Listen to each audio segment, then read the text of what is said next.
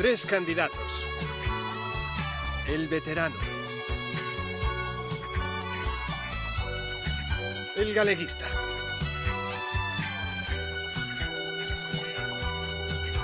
El heterodoxo. Dos debaten esta noche en Vía V. Y solo uno puede quedarse con la rosa.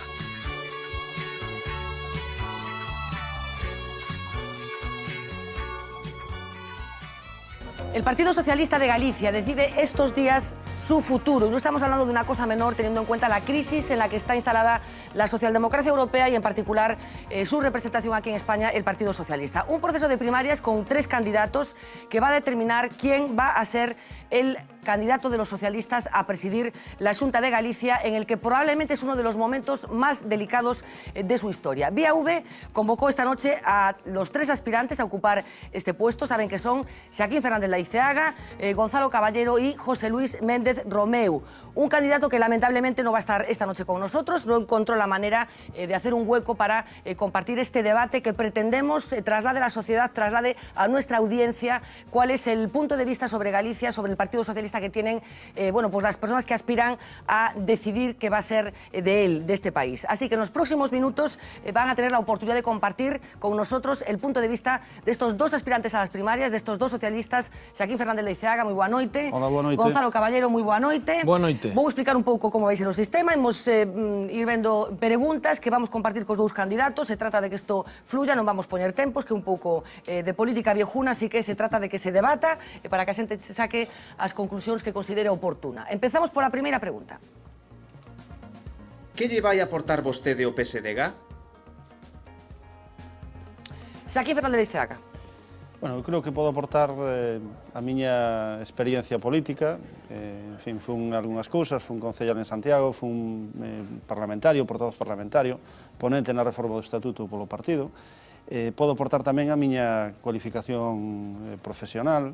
Levo 30 anos dedicado ao análise da economía de Galicia, fixen estudos diversos no ámbito agrario, da demografía, da inversión industrial e últimamente me dedico sobre todo ás finanzas públicas, sobre todo ás finanzas autonómicas. Nese sentido eu creo que podo aportar experiencia e cualificación, que hai vida fora da política, eu levo 4 anos dedicado á universidade. Eu creo que tamén podo aportar un perfil que pode ter capacidade de atracción para o Partido Socialista daqueles electores desencantados que nos últimos tempos ou se quedan na casa ou optan por outras formacións políticas. Bueno, electores desencantados tamén imos ver, porque fixemos un deses experimentos que facemos na rúa. Que lle vai ou que quere aportarlle o Partido Socialista Gonzalo Caballero? Bueno, pois eu que dou un paso adiante, porque creo que o PSDG necesita unha fase de renovación, unha nova etapa de rexeneración política que permita novas ideas, que permita novas formas de facer política e tamén que permita novos referentes. E creo que a cidadanía nos demanda cambio, nos pide un novo rumbo, unha nova etapa, e creo que, bueno, coa miña trayectoria, creo que política ben coñecida na organización, pero creo que tamén en boa medida, en boa parte da sociedade galega, porque son unha persoa con activismo político e unha trayectoria de coherencia nesa liña moi activa durante moitos anos, pois, ademais da miña capacidade, eu tamén coincido con Xocas, porque como chamamos a Xaquín, coincido que tamén son profesor de Economía Aplicada, ele na Universidade de Santiago, eu na Universidade de Vigo, e, dende logo, el máis centrado nas cuestións de economía galega académicamente, unha cuestión de unha economía máis internacional, economía política máis xeral, pero dende esa capacidade, eu todo o que pode aportar capacidade, pero creo que o que lle pode aportar é abrir unha nova etapa de renovación e futuro no PSDG. Esa é a clave que lle podo engadir ao Partido Socialista e que creo que nos demanda a cidadanía. Bueno, imos pola segunda pregunta. 3 erros que expliquen a crise do PSDG. Vale, pois empezamos por Gonzalo Caballero nesta ocasión para que ninguén teña ventaxa. Bueno, como creo que se solapan en boa parte os erros do PSDG co Partido Socialista, vou a mesturar elementos que explican causas compartidas con causas específicas. Nas causas xerais, eu creo que un elemento determinante do Partido Socialista é a situación que ven vinculada tanto por unha banda a crise económica coa política económica que se fixo a nivel do Estado, en segundo lugar, a falla de rexeneración da organización.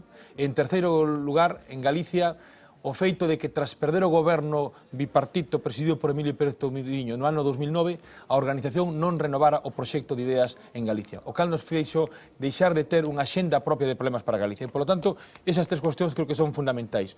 Unha, a crise e a xestión da crise que se fixo polo último goberno socialista no Estado, a falla de regeneración política na organización, a cidadanía nos pedía que cambiáramos e na medida en que nós non cambiábamos se foron a novas forzas políticas. E, en terceiro lugar, o feito de que en Galicia o PSDG, cando perdeu o goberno da Xunta nun momento histórico, en vez de ter feito un congreso de apertura, de renovación, de cambio de proxecto, de cambio de referentes, preferir optar por unha opción de consolidar todo o poder político, os que non estivemos naquela situación quedamos aillados contra unha gran liña dirixente do partido, e nese momento erramos e dende entón o retroceso electoral foi continuo.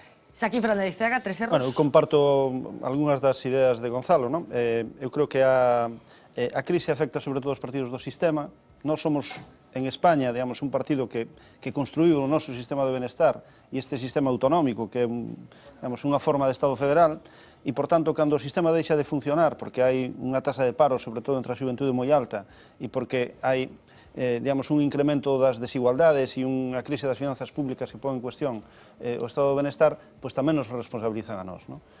Hai unha xestión desa crise, sobre todo na última etapa do goberno socialista en España, que efectivamente eu creo que ocasiona moitos problemas, porque non se soupo explicar aos cidadáns a necesidade de producir esos cambios e, sobre todo, se impediu que eles mesmos tomaran a decisión se eso era o correcto, chamando as urnas. Convocando eleccións, non? E, en terceiro lugar, eu creo que en Galicia hai un proceso de debate interno excesivamente cainita e público que xenera tanta, digamos, cacofonía que impide que as nosas propostas se escoiten e, por tanto, hai un déficit de comunicación do noso proxecto.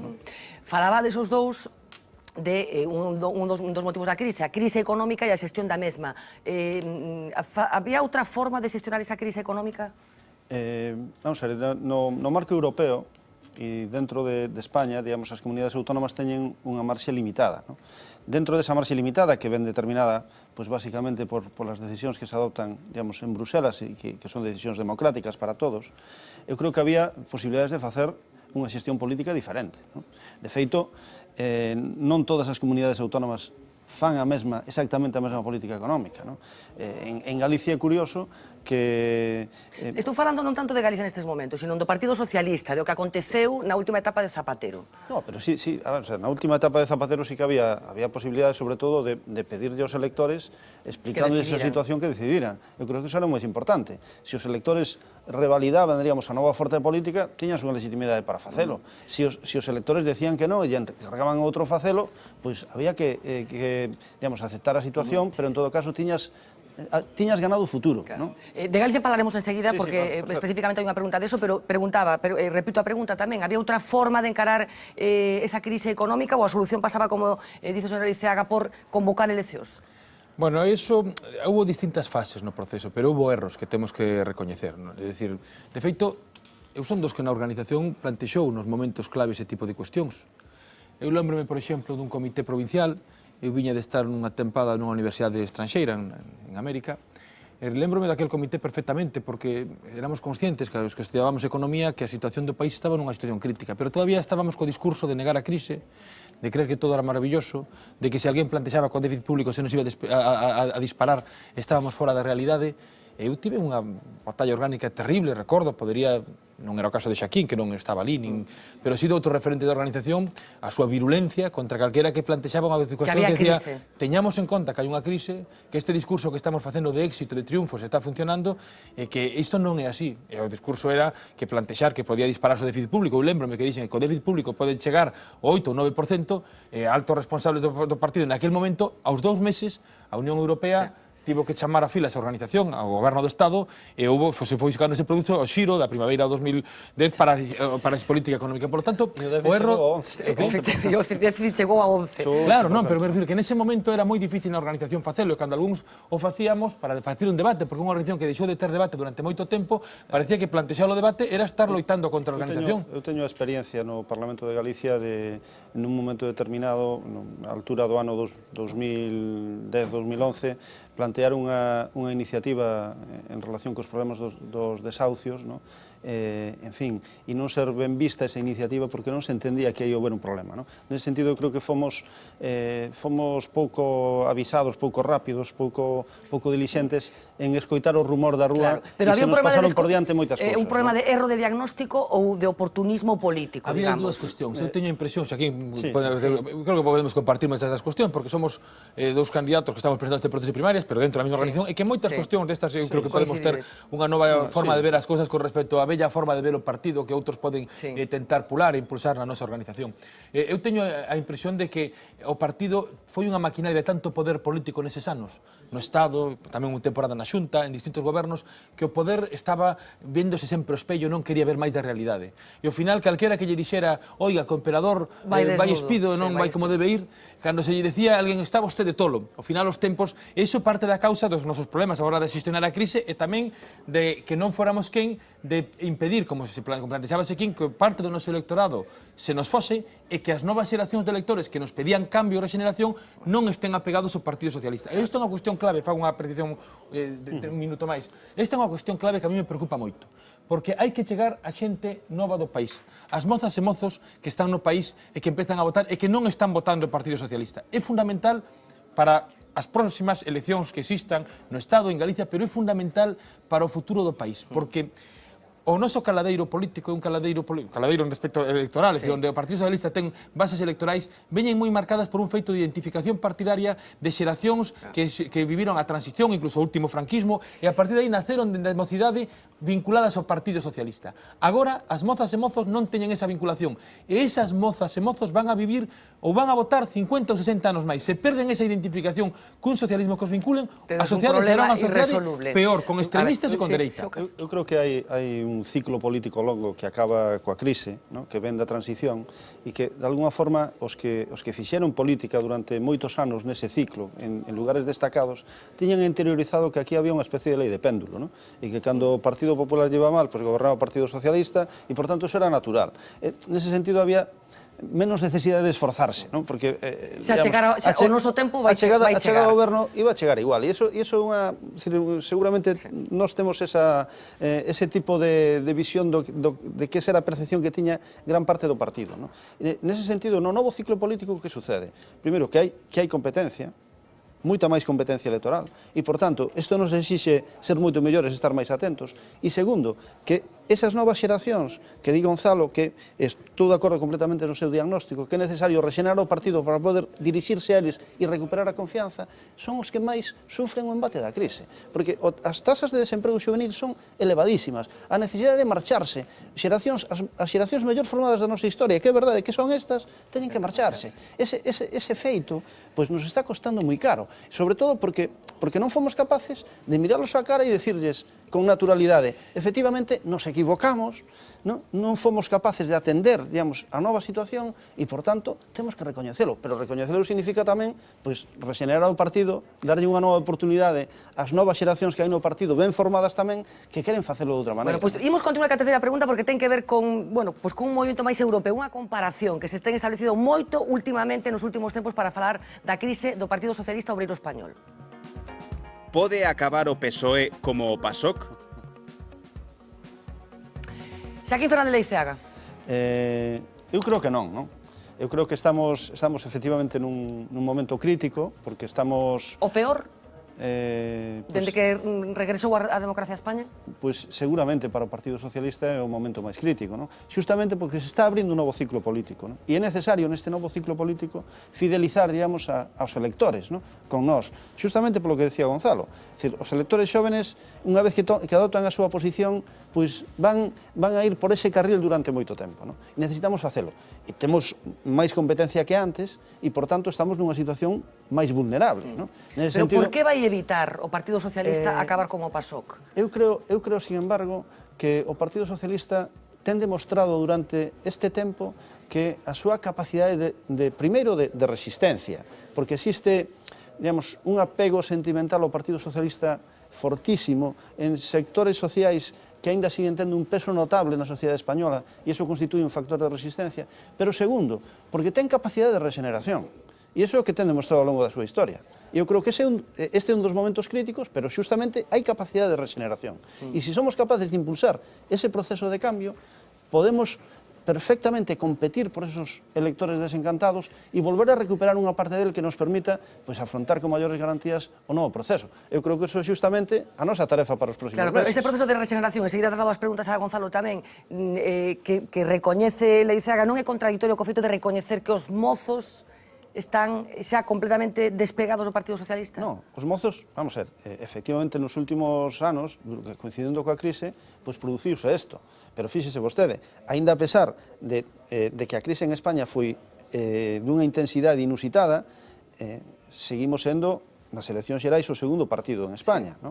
Por tanto, a pesar de todo, non? Nese sentido... En decembro foron. Sí, en decembro, bueno, as últimas eleccións que hai, non teño ningún novo dato de momento. Non, digo porque hai enquisas que parece que indican xa outra cousa, non? Sí, tamén hai enquisas antes que decían outra cousa. Eso tamén é certo. Por tanto, eu creo que temos que afrontar con certa confianza os novos procesos electorais, non? Que ocorre? Que efectivamente estamos nunha situación crítica e vai depender de nós. Vai depender de se somos capaces de impulsar un proceso de regeneración, un proceso de unidade e un proceso basado na construción dun proxecto para o país, neste caso en Galicia, porque son as eleccións das que estamos falando, que teña contido real. Se somos capaces de facer isto, eu creo que non debemos ter ningún medo ao futuro. Claro, se son capaces, última oportunidade, entendo, pode acabar o Partido Socialista como pasou, se non é así, por que non? A ver, hai riscos ou posibilidades de que o Partido Socialista deixe de ser a primeira ou segunda forza do Estado? Hai esa posibilidade. De aí acabar como pasou, que acabou nunha tendencia decrecente cara casi ao máis baixo, é un escenario máis difícil. O que sí claro é que en clave electoral e de conexión coa cidadanía, este é o peor momento que ten o Partido Socialista dende a transición.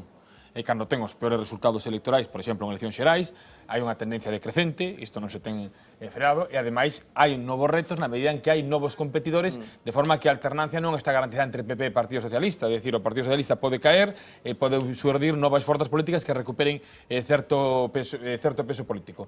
Nesa liña, por lo tanto, estamos ante unha nova etapa política que temos que abordar. Claro, o debate é como regenerar. É certo que ti plantexas que a organización non foi capaz de regenerarse ao ritmo que lle pedía a cidadanía.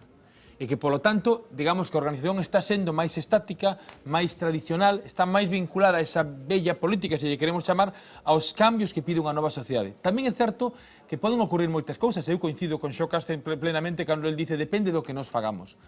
Porque tamén as novas forzas políticas emerxentes están empezando a ter moitos problemas e imos ver como esa é a súa senda. É dicir, que o futuro sempre está por construir.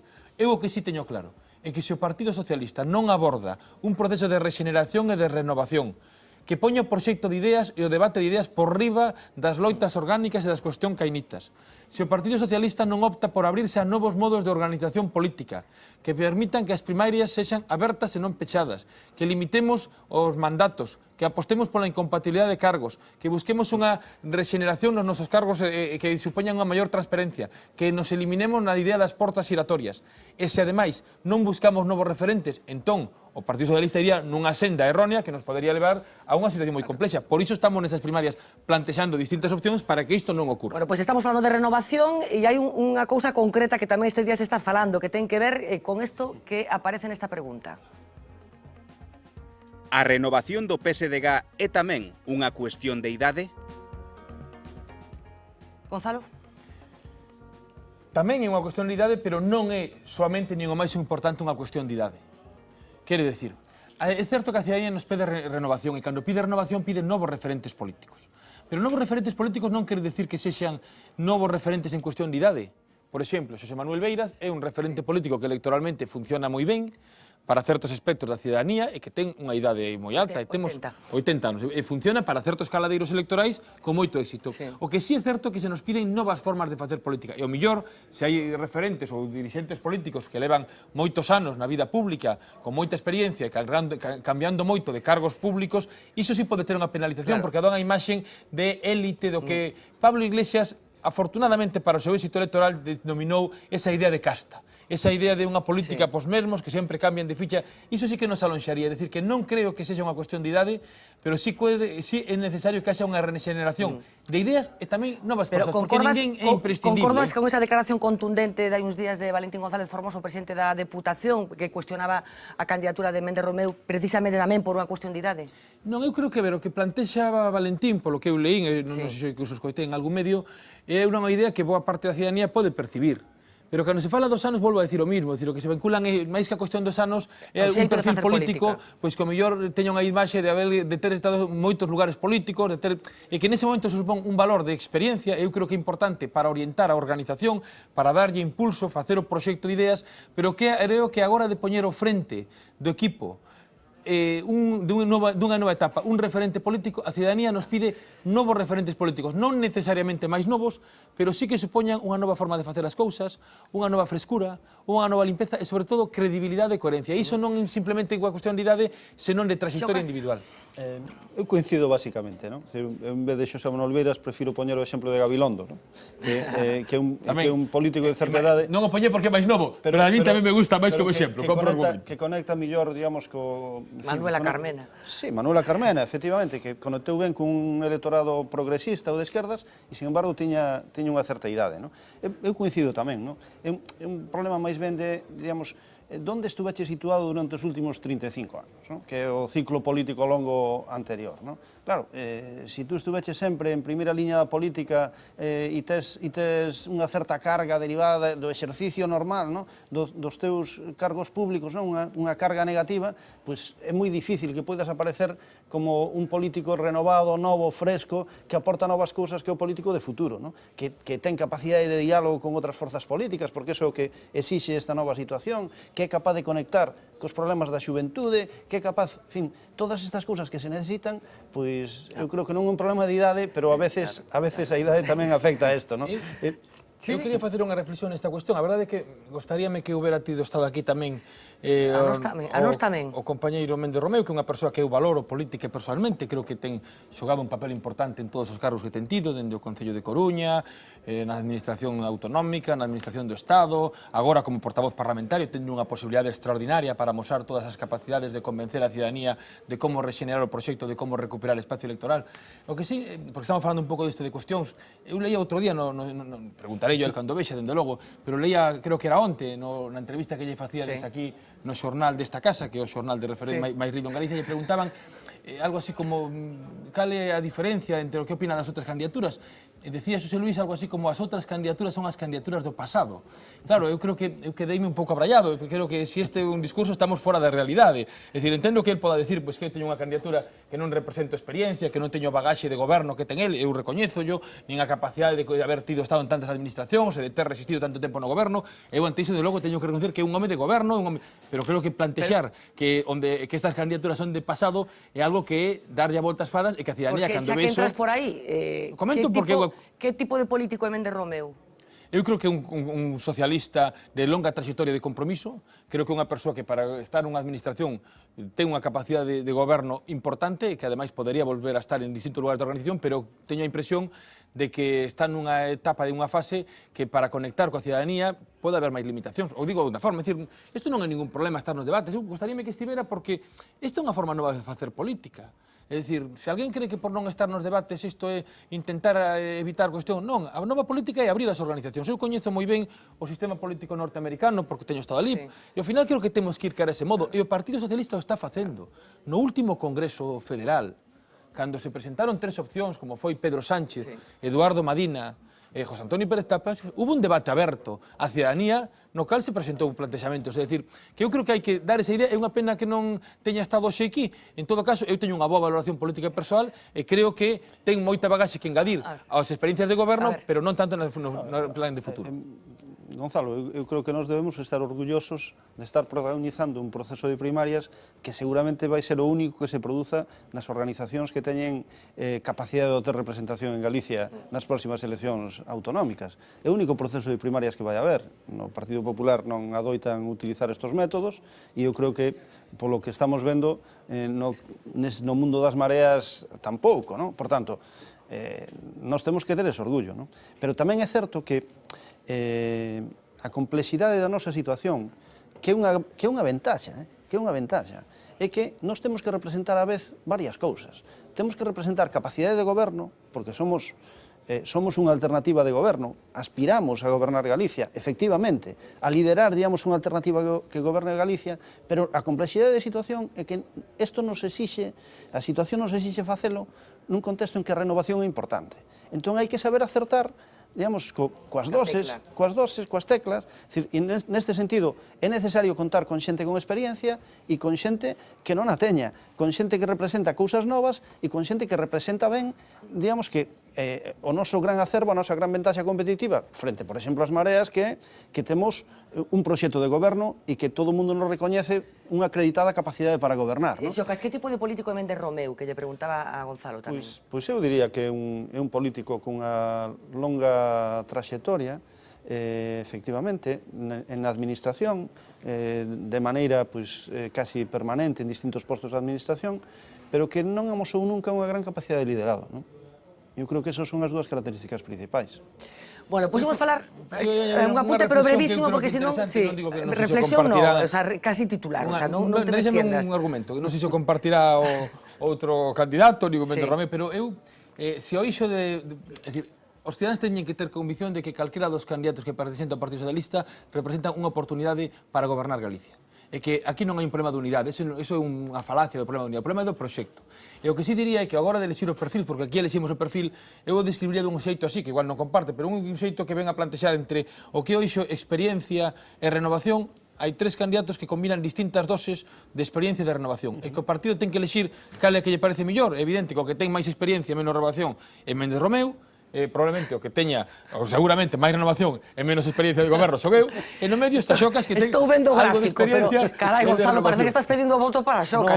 Non, o que estou dicindo justamente é que o partido ten que elexir que perfil é o idóneo para ese plantexamento. É dicir, eu son consciente das miñas capacidades de limitación. Eu creo que o mellor que pode facer o partido é dar un paso adiante e poñer ao fronte a renovación. E detrás toda a experiencia. Hai unha posición máis intermedia, eu estou plantexando un análise máis moi honesto, a análise política de alguén que me poña en riba da mesa faría profesionalmente. Eu compartiría perfectamente a análise de Gonzalo se creese que teñamos que dar por perdidas as próximas eleccións. Se creese que eso era así, eu diría, temos que levar ao Parlamento, ao liderado noso no Parlamento, un político que poida facer oposición ben e que teña tempo por diante para isto, e que se vaya curtindo. Como creo que non debemos dar por perdidas as próximas eleccións e que o Partido Socialista ten que aspirar legítimamente a construir unha alternativa ao Partido Popular, porque o que nos piden os cidadáns, eu creo que as doses deben ser un pouco distintas. Pero tamén digo que posiblemente políticos que teñan menos experiencia, pero que teñan tanta capacidade como Gonzalo, presencia pública como Gonzalo, e esa enerxía renovadora, tamén deben estar acompañándonos neste trayectoria, neste proxecto. Porque aí, agradezo, logo se dou tamén, poi algún piropo a Xocas que pode decir. No, unha reflexión de diferenciación, Eu non dou por perdidas as próximas eleccións autonómicas, ni moito menos. Xustamente é unha diferencia de apreciación. Eu creo que para xustamente recuperar ese pulo, para recuperar o electorado que se nos foi, para conectar coa xente moza e mozo, eu creo que a renovación é o máis importante e que toda a experiencia para garantir un bo goberno ten que estar detrás. Esa é unha cuestión de matiz, pero un outro plantexamento. Imos pola seguinte pregunta, porque se trata de falar un pouco tamén de Galicia. As primeiras son para ser candidato a presidencia da Xunta de Galicia, así que aí vai a primeira pregunta. Cal é o principal problema de Galicia e que propón para solucionalo? Gonzalo, creo que te toca. Bueno, eu creo que aquí podemos compartir. Eu creo que, se tivera que dar un problema, eu diría que o maior problema de Galicia para a política económica, a falla de política económica é o desemprego. É dicir, o primeiro problema é o desemprego e a cuestión fundamental é que haxa política económica. Eu estaba onte en Lugo nun acto con militantes do Partido Socialista, xente políticamente formada, interesada e demais. Eu lle preguntaba, aquí eu ten feito algún contertulio algunha vez nesta mesa, cal era o nome do conselleiro de Economía. Ninguén dos que nos está escoitando sabe o nome de conselleiro de Economía, porque Núñez Feijóo non ten conselleiro de Economía que faga política económica. Ten unha política de facenda de cuadrar ingresos e gastos e carece dunha política que, entón, o principal problema que ten Galicia é o escenario de desemprego que, como ten o Estado, implica desigualdade, podemos poñer, ademais, desemprego e desigualdade, e a mellor cuestión que pode facer, porque xa veo que me estás cortando, é recuperar a importancia que ten a política económica para xerar activamente emprego, modelo económico e tamén demografía para o país. A ver, pois, Xocas, cal é o principal problema do país? Eu creo que tampouco saben os cidadáns quen é o conselleiro de Facenda, porque o problema é que o modelo de goberno de Núñez Feijóo levou a un nivel tal de anulación dos conselleiros que estos non existen. E non existen os conselleiros porque non existen as políticas. Sin embargo, si fixo unha política fiscal de austeridade cega, digamos, que ten consecuencias moi negativas en termos de política económica e que é unha das causas de que o diferencial, digamos, de destrucción de emprego en Galicia sexa moito maior que o diferencial en relación con España sexa moi grande. E ese é o principal problema, non? É outra forma de ver o tema do desemprego. É dicir, non creamos emprego e, por tanto, estamos expulsando aos nosos xóvenes fora. Ese eu creo que é o problema principal, non é o único, ni moito menos. E a consecuencia desto é que necesitamos instrumentar medidas de política económica que sexan capaces de crear emprego en varios sentidos. Primeiro, en relación coa formación dos xóvenes e en relación coa adecuación dos seus perfis profesionais ao que demanda o mercado laboral. Segundo, temos que fomentar a inversión en Galicia. Temos o 1% da inversión estranxeira en España ven a Galicia, que é unha cifra que está moi por debaixo de calquer índice que tomemos como referencia do noso país. Eso é o que temos que facer, non? E, por tanto, temos que concentrarnos naqueles elementos que permitan xenerar ocupación de calidade en Galicia. Bueno, vamos a completar un pouco esta pregunta con unha que ten que ver con que ten acontecido neste país nos últimos anos. Esta é: Que Galicia temos despois de 7 anos de goberno de Feijóo? Xocas. Bueno, pois eu creo que temos unha Galicia máis empobrecida, máis desigual, que perdeu peso en España, donde os servicios esenciais do Estado do Benestar se prestan en condicións moito peores que hai 7 anos e, por tanto, unha Galicia que está en peores condicións de afrontar o futuro da que lle deixou Emilio Pérez Touriño como legado, diríamos, ao señor Núñez Feijóo. E despois de 7 anos, ademais, curiosamente, o señor Núñez Feijóo sigue presumindo da súa política económica, cando nos estén levando a este desastre. Calquer elemento comparativo coa media española, e debemos facelo así, porque non se trata de ser o déficit non. moitos millores que España, se trata de ser, digamos, un pouquiño millores, e a ser posible non moito peores, pero estamos sendo moito peores en termos de crecemento económico, en termos de creación de emprego, únicamente cumplimos mellor no déficit, pero o déficit xustamente é outra cara, non? Como cumplimos mellor no déficit, o sector público gasta menos aquí, e ao gastar menos está deixando de inxectar recursos. Ollo, algúns dos recursos que deixe de inxectar son recursos europeos que temos que devolver porque non quere gastalos este goberno.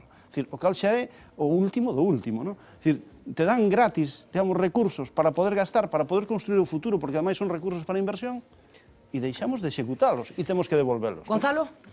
Pois a Galicia que queda despois de 7 anos de Feijóo, esperemos que sexa xustamente despois deste tempo para que non entendamos que non se redite este goberno, é unha Galicia máis pobre, con máis desigualdade, unha Galicia con máis desemprego, unha Galicia con menos oportunidade para a cidadanía e para os mozos e mozas, unha Galicia con menos peso demográfico, unha Galicia sin política económica, unha Galicia cun sistema financiero tocado, unha Galicia con empresas punteiras desaparecidas do mapa, como Pescanova e outras, unha Galicia cun sector pesqueiro, un sector gandeiro moi danados e con 1000 problemas en todo tipo de cuestións coa xestión autonómica, unha Galicia, en definitiva, que ten sobrevivido, pois, evidentemente, cunha política de facenda, como eu decía, que era tentar dar unha maquillaxe de contas que saen, pero olvidándose do país. E, polo tanto, esta etapa, para o que teña dito, eu creo que hai que pechala, e temos que abrir unha nova etapa que, ademais, utilice a política e a capacidade da xente, que se sente desaproveitada, pouco participativa, é dicir, unha política moi tecnocrática, pero que non hai construcción de país, de modelo de país, de falar de estrategia de país. A política con mayúsculas ten que volver con a xenda propia de problemas para Galicia, e iso non está sendo. Ao final, o debate, incluso parlamentario, acaba sendo unha cuestión de cuestións puntuais ou de grandes discrepancias en temas puntuais, pero creo que temos que falar de Galicia como problema, para terlle a Galicia unha solución. Bueno, estamos nun tempo político novo, ca irrupción de novos axentes, de novos elementos políticos que, entre outras cosas, estálle plantexando algún que outro problema o PSDG, así que a seguinte pregunta ten que ver con isto. Equivocouse o PSDG facilitando gobernos das mareas nas cidades? Bueno, pois isto é algo que se está plantexando nestes días precisamente por parte do terceiro candidato que non está na mesa. Gonzalo. Bueno, non sei exactamente cal é a posición que plantexa o terceiro candidato, non sei se o que plantexaba era permitir que o Partido Popular accedese aos gobernos onde estaban. Habería que clarificalos, é unha pena que non este non podemos hoxe falar, non? Pero ti que tampouco, pensas? Si, eu vou decir claramente o que penso. Eu é dicir, pode haber gobernos das mareas con coalición ou permitidos polo Partido Socialista que funcionen mellor ou peor en cada sitio. Pero é evidente que non podemos partir do argumento que plantexa que os gobernos das mareas sexan o peor goberno que houve na democracia española. Eso é algo, ou galega.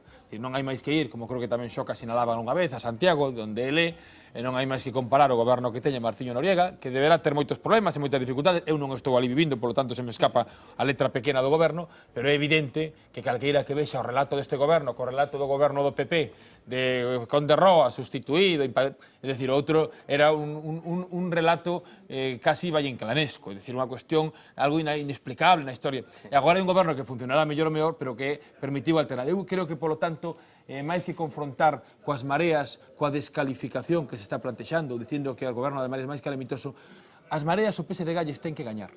Pero para gañar hai que facelo en positivo, facendo mellor que elas, amosando aquele electorado que se nos foi pero pode volver, que se nós nos rexeneramos, eses cidadáns poden ver como os gobernos de extremistas ou populistas non funcionan tan ben como se supoñían e poden voltar. Esa é a clave que estou plantexando. Se nós nos rexeneramos, recuperaremos o noso espacio político electoral. O dos descontentos do PSDG fóronse milleiros de militantes da organización e centos e pico mil de votos en distintas convocatorias.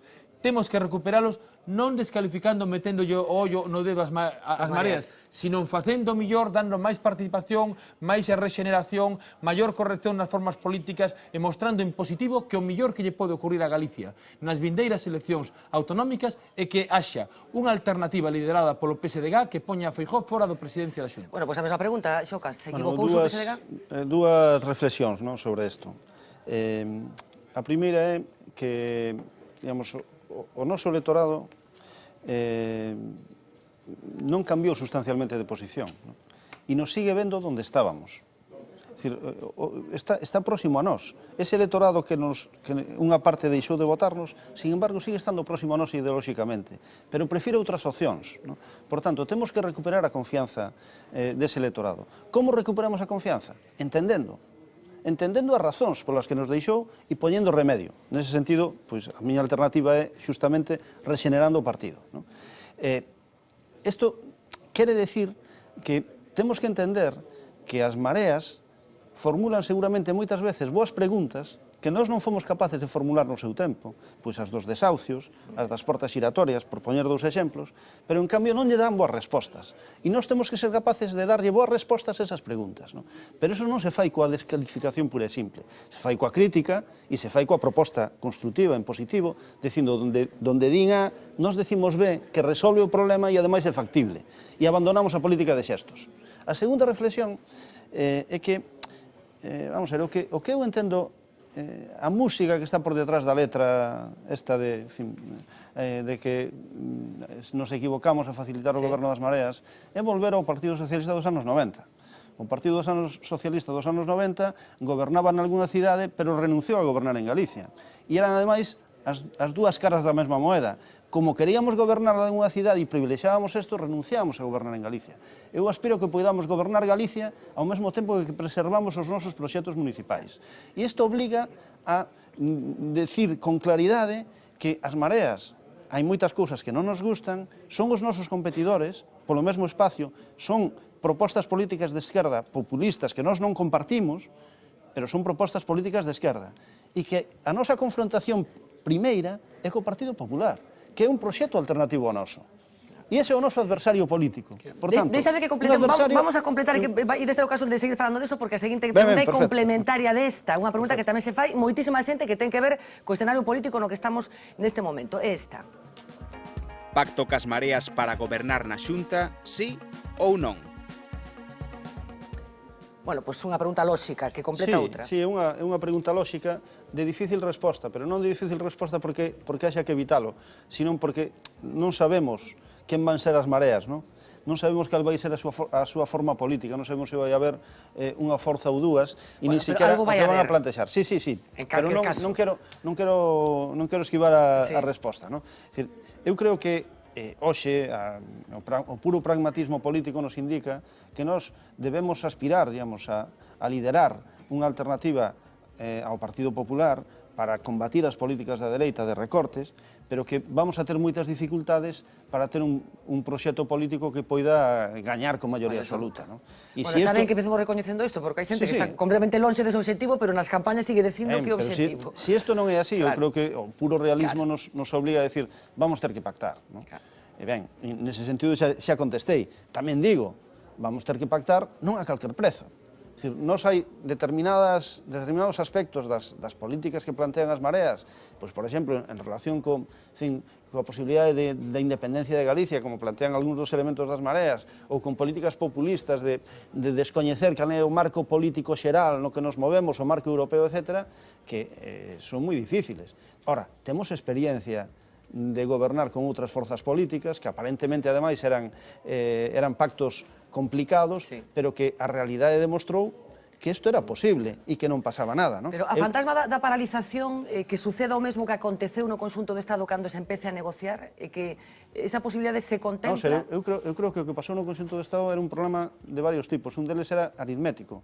Pero aquí pode pasar tamén, non? É moito máis difícil que pase porque o problema que pasa no Estado é que o nacionalismo catalán ten unha presencia no Congreso e cando retiras isto dos pactos fai moi difícil que os outros dous bloques cheguen a maioría absoluta. En Galicia isto non sucede. E, por tanto, seguramente é máis fácil chegar a un pacto, por exemplo, progresistas, se os datos dan. Xa digo, con límites. Nós non somos populistas, nós non somos independentistas. Somos unha opción política federalista, autonomista en Galicia, socialdemócrata, de esquerdas, pero con uns límites. Por tanto, dependerá do contido, dependerá da forma dese pacto, pero en principio vontade de chegar a acordos. Pacto cas mareas, sí ou non? Si, eu resposto en tres reflexións na liña que plantexa Xocas, coincidindo bastante na liña do que está planteando neste aspecto. En primeiro lugar, sobre a idea de identificación do noso votante. E agora de falar de identificación do noso votante, é certo que hai un eixo dereito-esquerda que plantexa como se identifican, pero tamén se superpón outro eixo que é o vello e o novo na política. E justamente o que temos que entrar, ademais de colocarnos no noso adecuado espacio electoral entre a esquerda e a dereita, temos que buscar como colocarnos entre eso novo e vello para evitar que os que fan bandeira do novo nos acaben levando os electores. Esa é unha cuestión central. O segundo aspecto, tamén coincido na liña no que se está plantexando sobre a idea de ter unha política galega. É dicir, que Galicia e o PSDG teña unha axenda propia para os problemas de Galicia. E iso non se fai simplemente defendendo unha suma de políticas municipalistas ou de éxitos municipalistas en distintas cidades de Galicia. O cal é positivo e pode impulsar o proxecto. Pero a suma de localismos ou a suma de políticas municipais non xenera de por sí mesmo un proxecto integrador e creíble para o futuro de Galicia. E iso é unha cuestión que as cidadanos nos van a pedir. E cando fixemos, por exemplo, cando fixo o presidente Emilio Pérez Touriño na etapa anterior ao goberno, dende o 97 ou 99, máis ou menos, en que se empezou a remontar electoralmente un escenario que nos levou de ser terceira forza política a unha posibilidade de goberno, pois se fixo ese exercicio, dende logo, de buscar unha axenda propia para Galicia e de conectarnos coa cidadanía. E a terceira cuestión é a do Pacto das Mareas. Eu creo que o que lle corresponde a Galicia agora é ter unha alternativa ao goberno do PP. O Partido Popular, que leva gobernando 2 legislaturas, é un tempo de sobra para ter o seu proxecto político esgotado, non hai un novo proxecto político por parte de Feijóo, non escoitamos esa idea regeneradora, incluso Fraga nos seus tempos sempre sacaba propostas, que inda que logo non nos facía, aquilo era unha factoría de ideas e de plantexamentos, aquí non hai ni tan siquiera ese debate de futuro. Eu creo que Núñez Feijóo como xerador de proxectos está esgotado. Esgotado. E o goberno en 2 legislaturas ten unha etapa de esgotamento que exixe unha alternativa. Ahora hai que ver como facer que esa alternativa que xe orda das furnas sexa mellor para as galegas e os galegos. E máis alá dos intereses dunha organización ou dun partido político que teñamos un plantexamento de futuro. E é nesa liña o mellor que lle pode ocurrir a Galicia. É que nas vindeiras eleccións autonómicas o Partido Socialista sexa o eixo vertebrador dunha maioría alternativa aos gobernos da dereita. Que esos centos de miles de votos que perde o Partido Popular sexan utilizados pola cidadanía para darlle ao socialismo galego a posibilidade de xerar unha etapa de futuro. Porque senón é así, é difícil facelo, ademais. Sempre que houve unha alternativa ao Partido Socialista, unha alternativa ao Partido Popular, foi liderada polo Partido Socialista. cando o Partido Socialista foi terceira forza, ou incluso cando empatou, digamos, nesa posición, se reeditaron os gobernos do PP, se reeditaron o goberno do PP con maiores absolutas, non? Porque o electorado necesita tamén unha garantía de estabilidade, de solvencia, de capacidade de goberno. E iso lle ofrecemos nós. Porque o PP o que máis lle interesa é ter enfrente unha fantasma que mover durante toda a campaña para movilizar o seu electorado potencial. Porque hai un electorado descontento co PP que pode facilitar unha transición a un goberno liderado por un socialismo que teña un proxecto de futuro integrador e non un proxecto rupturista contra o modelo existente. E inhibir unha parte do electorado progresista que se ten que optar entre unha presidencia das Mareas e unha presidencia de Núñez Feijóo, se cree que esa é a opción real, cousa que eu creo que non vai ser, pero se cree que esa é a opción real, pois pode inhibirse e deixar de ir a votar. Bueno, deixademe porque hai algunhas contradicións, ou polo menos despois cando escoitemos a enquisa que fixemos na rúa, van a aparecer dos movimentos que ten feito o Partido Socialista, xa falo do obreiro español, nos últimos tempos, nesta legislatura extraña que levamos. Decisións que tomou Pedro Sánchez e que quero compartir con vos. Esta é a pregunta. Acertou Pedro Sánchez achegándose a Ciudadanos? Comparte, Xocas, ese movimento estratégico do Partido Socialista Obreiro Español? Eu creo que a aritmética electoral que deixaron as eleccións de 2015, as eleccións xerais de 2015, era tan complexa que despois, ademais da decisión que eu entendo perfectamente razoable do Comité Federal de limitar, digamos, o campo de xogo de Pedro Sánchez dicindo, vostede non pode pactar co PP nin pode pactar co independentismo catalán, a aritmética levaba a intentar un pacto a tres, non? Un pacto a tres, é dicir, Podemos, Ciudadanos, Partido Socialista. Pero parecía que era máis forte o pacto con Ciudadanos que o posible pacto con Podemos. O pacto con Ciudadanos era innegociable, non? Non, pero que os tres eran necesarios. Un pacto con Podemos non xeneraba os apoios suficientes como para gobernar en España. E, sobre todo, non xeneraba a estabilidade política suficiente como para gobernar en España. O pacto con Ciudadanos tampouco, como xa se demostrou. Por tanto, era necesario sumar os tres. E esa era a ecuación tan difícil de resolver e que finalmente non foi capaz de resolver Sánchez. Por tanto, eu creo que o normal era pactar con Ciudadanos e pactar con Podemos simultaneamente. A segunda parte non foi posible, pero creo que aí ten máis responsabilidade Pablo Iglesias que ninguén. Repregunto, gústalle Pedro Sánchez para secretario xeral do seu partido? Gústalle. Sí. Eu creo que gañou, ademais, moito peso desde as últimas eleccións para aquí. Eu creo que conseguiu impor, digamos, unha imaxe pública razonable e eu espero que nesta campaña se recoñeza o seu esforzo en favor de un novo goberno en España. E a Gonzalo Caballero, gústalle Pedro Sánchez? Eu contesto a pregunta con total canto, pero vou a situala en determinada perspectiva. Eu non estou neste momento plantexando unha candidatura a primarias do PSDG nunha cuestión orgánica. Por qué? Porque no PSDG, non o digo que faga Xocas, pero é certo que hai movimentos políticos neste momento que están noutro tipo de batallas orgánicas, ou cunha xestora, ou contra a xestora, ou con Pedro Sánchez ou con Susana Díaz. Eso parte dos varóns que están movendo as fichas do tableiro están nestas claves. É o peor servicio que se lle pode facer a Galicia. Convertir este momento o partido nun campo de batalla orgánica para intereses, para repetir nas listas e cousas similares. Porque o que hai que elixir é o mellor perfil político para presentar nas vindeiras eleccións autonómicas. E, polo tanto, vou a contestar a cuestión, pero quero dicir que esa é unha cuestión que ten moito máis calado do que plantexes, porque é unha cuestión que ten un eixe motriz que non debería ser o que mova os militantes que voten a las urnas. Pero contéstame a cuestión. Contesto a cuestión. Cando foron as primarias, eu votei, dixo, non creo que en alguna ocasión, eu votei a Eduardo Madina.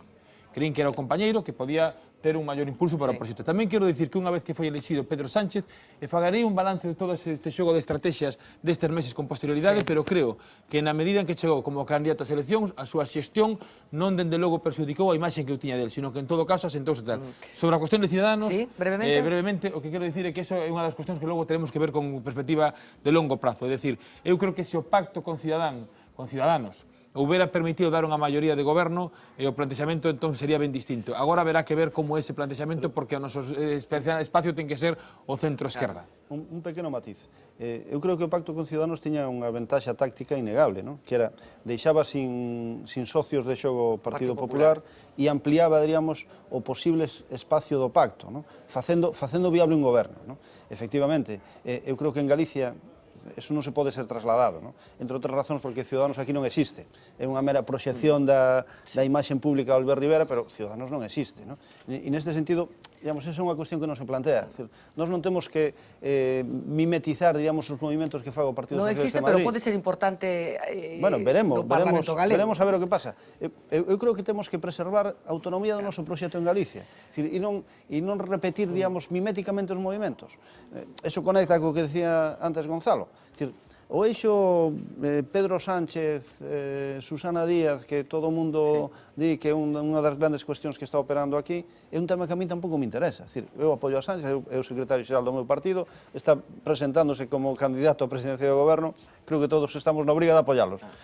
Pero a partir de aí digo, ese é un tema que non me interesa. Eu non estou xogando en clave orgánica, nin en España, nin en Galicia.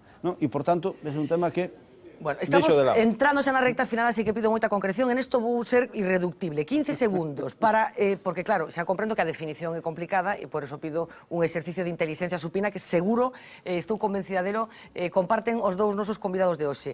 En 15 segundos, que é ser socialista galego no ano 2016? É estar comprometido co país desde a esquerda, desde a prioridade das cuestións sociais, e dende o convencimento de que a acción política e o compromiso é necesario para solucionar os problemas e vivir nunha mellor sociedade. Xaquín Fernández Leizaga. Ter as desigualdades, o estado do benestar e os servicios públicos básicos que garantizan a boa vida das persoas, os intereses de Galicia nun primeiro plano. E estar disposto a sacrificar, digamos, unha parte do noso tempo e do noso esforzo en prol desos valores. Pois o segundo exercicio de concisión, antes de ver o vídeo, descríbame en 15 segundos como lle gustaría que fora Galicia dentro de 4 anos, no caso de que vostede sexa presidente do goberno. Pois eu querría que Galicia tivese unha taxa de ocupación máis alta e de desemprego máis baixa, que houbera menos desigualdade, que a sanidade e a educación públicas foran de verdade servicios de altas prestacións e gratuitos, que tuveramos espacios naturais protegidos moito máis extensos dos que temos hoxe, que tuveramos as cidades do eixo atlántico perfectamente conectadas a través de medios dos que aínda hoxe carecemos e acceso desde as zonas rurais e desde as cidades do interior a este gran eixo dinámico, donde as desigualdades territoriais estuveran máis amortiguadas do que están hoxe e donde o exercicio público estuvera presidida polos valores clásicos, primeiro de transparencia, pero segundo tamén, digamos, de mérito e de capacidade no acceso á función pública. Gonzalo Caballero, se eres presidente da Xunta de Galicia, como sería Galicia dentro de 4 anos? Como sería ou como me gustaría que fose? Bueno, como te gustaría en función de se eres presidente, supoño que o que vas facer. Non, é dicir, a cuestión é distinta, porque, bueno, se o que as plantexa un objetivo... Como te gustaría? Distintas. A ver, eu podo suscribir todo o que el plantexa, evidentemente, porque plantexa un escenario, pero se tiveramos que dar algunhas pinceladas, eu creo que para ser máis básico, que tamén coincide, pero para dar unhas prioridades e non ter un abano tan amplio de cuestións. Eu creo que me gustaría ter unha Galicia con máis oportunidades, o que quere decir, entre outras cuestións, cun nivel de posibilidades de emprego moito máis importante. Unha Galicia que recupere peso demográfico e natalidade, que deixa, que, decir, por unha parte que dé oportunidades para os que estén aquí, pero que sobre todo teña novas xeracións para vivir no futuro. Unha Galicia que teña unha política propia definida en Galicia que nos permite ser unha sociedade máis dinámica e con máis oportunidades de futuro. Esta é unha sociedade que con todos, incluso cos cambios de gobernos, sigue anclada en moitas inercias e necesitamos unha capacidade para que todas as posibilidades que xorden de nova xente emerxan nas empresas, nas industrias, nas familias, no arte, na cultura, na educación. É dicir, unha Galicia máis de futuro, máis dinámica, que cambiemos ese modelo de país. E, dende logo, a cuestión fundamental da desigualdade. Unha Galicia na cal non exista o nivel de exclusións que na actualidade hai polo desemprego, polas familias sen ingresos, pola xente que ten problemas para pagar as hipotecas. Eu creo que este problema da desigualdade que non está ás veces nas portadas dos xornais nestes momentos, porque parece como que xa os números macro foron medianamente ben, xa non é tan importante, un cancro silencioso, é todavía peor, porque canto máis tempo pasa esa xente non sai da exclusión, é un problema que temos económico, político, social, que é o que ten que mover o Partido Socialista en cada decisión que toma. Non nos equivoquemos das nosas prioridades. Bueno, fixemos un experimento hoxe, eu sempre digo mesmo, xa outro día cando estiveron aquí os dous, todos en días distintos. Xa vin onte tamén en Ferrol. Non quero deprimir, bueno, efectivamente, non quero deprimir os socialistas. Hoxe fixemos un experimento prácticamente en tempo real. Se trataba de facer unha pregunta descarnada. Eu recoñezo que é descarnada a pregunta, pero para ver cal era a resposta da xente. Fixo Saúco Fernández na cidade da Coruña, como sabemos, unha cidade gobernada durante décadas polo Partido Socialista, partido que nestes momentos, nesta cidade, terceira forza, como todos ben sabemos, gobernado nestes intres por un alcalde das Mareas, por Xulio Ferreiro. Así que este é o experimento prácticamente en tempo real, calle real da cidade da Coruña, realizado, firmado por Saúco Fernández. El PSOE afronta su futuro navegando por un mar de incertidumbre. Su secretario general acude a las elecciones acechado por la sombra de Susana Díaz. En Valencia, por ejemplo, los socialistas parecen ir por libre y aquí en Galicia buscan a su nuevo líder. Hoy estamos en A Coruña, una de las ciudades gallegas que durante décadas fue feudo socialista. Ahora son ya la tercera fuerza. Nuestra pregunta es, ¿se está muriendo el PSOE? Estamos en el centro de la ciudad. Es la 1 de la tarde. Nos disponemos a recorrer los más de 350 metros que mide la calle real para que la gente responda a esta pregunta. Para llevar a cabo nuestro experimento lo haremos sin cortes, sin ninguna pausa. Comenzamos.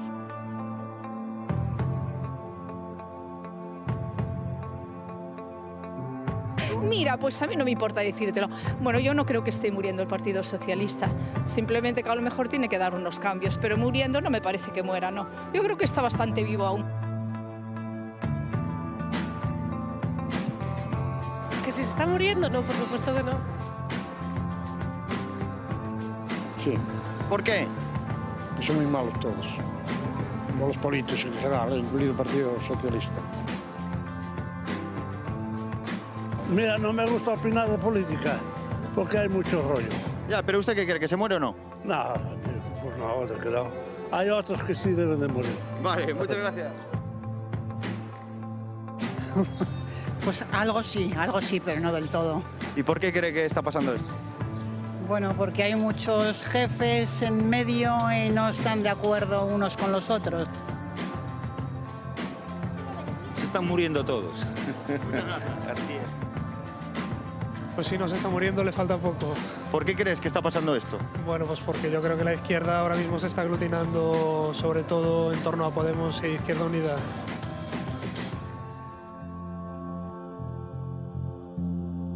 Yo creo que sí. ¿Por qué?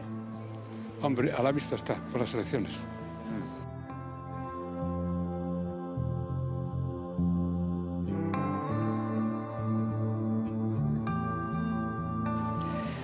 No, ¿Por qué? porque es un partido que tiene muchos años y sería una pena.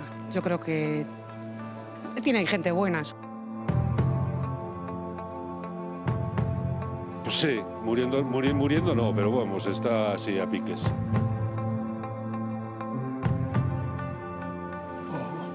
¿Cree que no? No.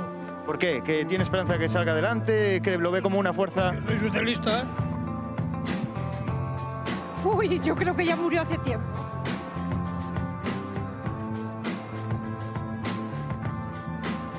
Hombre, sí. Sí, ¿por qué?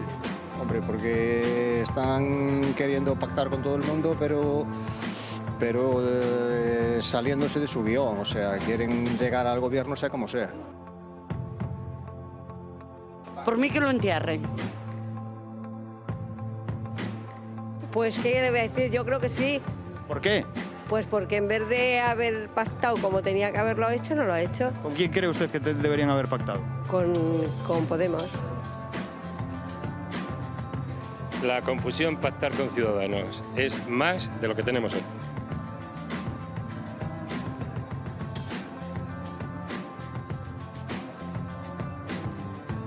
¿Se están muriendo? Sí. Yo no creo que se esté muriendo ninguno.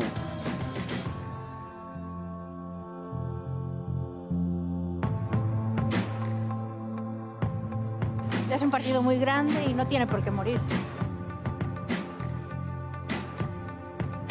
Yo no creo que se esté muriendo. Lo que pasa que la gente no está muy contenta con ellos y por eso se fueron un poco más a la izquierda. Porque a la derecha, los del PSOE, no nos vamos a ir. Morirse imposible, porque hay una gran mayoría que no somos de una izquierda radical. Y no, creo que bajó un poco porque la gente está muy decepcionada, pero tanto con el PSOE como con el PP, con Izquierda Unida, con todo el mundo. Entonces yo creo que el día en junio no sé a quién le vamos a votar, yo seguramente al Papa.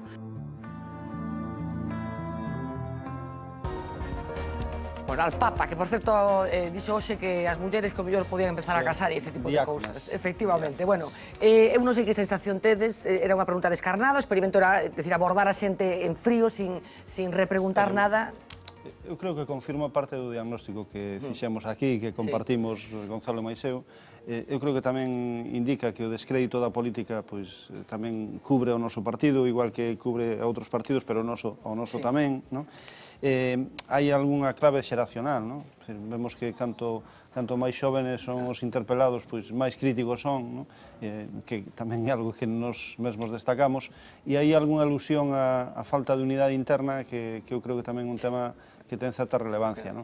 Non porque nos partidos non teña que haber debate, que hai debate, pero podemos facer un debate como de hoxe, contrastando ideas, ou podemos facer debates cruentos onde sacamos afora, pois, todos os males. A ver, estamos rematando xa, estamos casi fora de tempo, Gonzalo, pero estamos nun proceso efectivamente de primarias, os militantes do Partido Socialista van elexir, pero hai un proceso previo que remata estes días e que ten que ver, bueno, cas dúas candidaturas, a presentación deses avais. Que faría como unha valoración final para plantexar, dende logo, a ver, que nesta semana esta é unha candidatura que eu presentei dende as bases, eu non teño a forza política que ten detrás Xaquín, ou que ten detrás Méndez Romeu, de distintas organizacións, e a verdade é que isto ten sido un reto titánico, do cal estou moi satisfeito de telo tomado a pesar das miñas dúbidas iniciais, porque creo que temos inventado moita ilusión no Partido Socialista, nas 4 provincias que teño recorrido, moita ilusión de militancia, moita ilusión na rúa, creo que moita xente quere ver que hoxe un proxecto de renovación que pode chegar ao Partido Socialista e, polo tanto, eu non sei o que vai ocurrir mañán ou pasado cando se reconten os avais, para min ten sido isto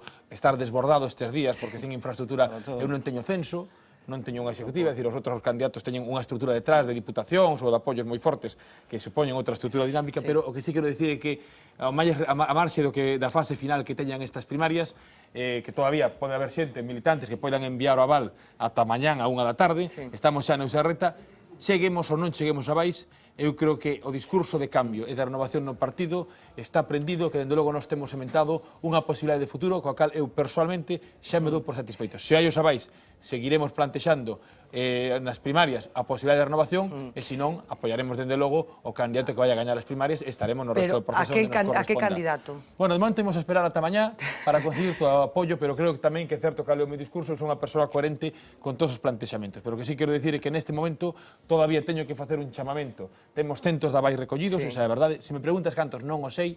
Chámame de agrupacións, pois maioría, hai moitas agrupacións de Galicia, temos que decir que necesitades máis de 1000. Máis de 1 milleiro para un militante de base que non ten apoio de ninguna executiva, nin de... Entón, claro, recoller, tes un apoio dunha agrupación que te diga, aquí teño 30, aquí teño 20, pero chegar a milleiro é un reto. Se se chega, estaremos, e se non o proceso de primaria seguirá, e dende logo eu, o traballo político feito, o dou por moi ben feito... Creo que as proximidades quedaron claras hoxe, non? Bueno, eu creo que coincidimos outro día en Betanzos, un minuto de Armando, non falamos máis, pero creo que é a primeira vez que falamos neste proceso de primarias un pouco longo e tendido sobre cuestións. Nese fío, nesa liña da que falabas antes, Méndez Romeu estaba nun extremo, Xocas estaba no medio e Gonzalo Caballero estaba no outro extremo, non? Eu teño que plantexar que necesitamos, eu necesitamos que o mellor é que haxa renovación, e canta máis renovación creo que o mellor para o partido é non caer nas liortas orgánicas. Bueno, cal sería a proposta de Xocas para os outros candidatos, no caso de que finalmente sexa o ganador? Eu coincido en que este é un proceso intenso que nos exixe moito a todos, eu compatibilizo co meu traballo, teño mañán clase toda mañán, por exemplo, estuve outro día presidindo unha xornada sobre demografía que organizamos co CES, é dicir, estamos todos exixidísimos, que dirían os periodistas deportivos, os entrenadores. Eu diría que o candidato que saia do proceso de primarias o día 28 vai ser o candidato oficialista, ese o que vale, ese o que van a decidir os militantes, esta é a grandeza deste proceso. Efectivamente, eu creo que hai afinidades, distancias maiores entre uns e outros, eu creo que todas as enerxías renovadoras son benvidas ao noso proxecto, todas son benvidas ao noso proxecto, pero tamén digo que temos que contar con todos. Temos que ser capaces de integrar o conxunto das sensibilidades. E todos son necesarios.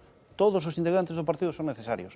Non necesariamente todos nos mesmos sitios e nos mesmos tempos, pero todos son necesarios. Bueno, pues de verdad, Gonzalo Caballeros, aquí en Fernando de Liceaga, un auténtico placer. Isto forma parte, como decías ti, Gonzalo, dos novos tempos tamén no xornalismo, de como os cidadáns teñen dereito a escoitar o que queren facer cos territorios, incluído este territorio que se chama Galicia. Moitísimas grazas aos dous, moitísima sorte aos dous, e unha mágoa que finalmente, efectivamente, non estivera o terceiro deses candidatos.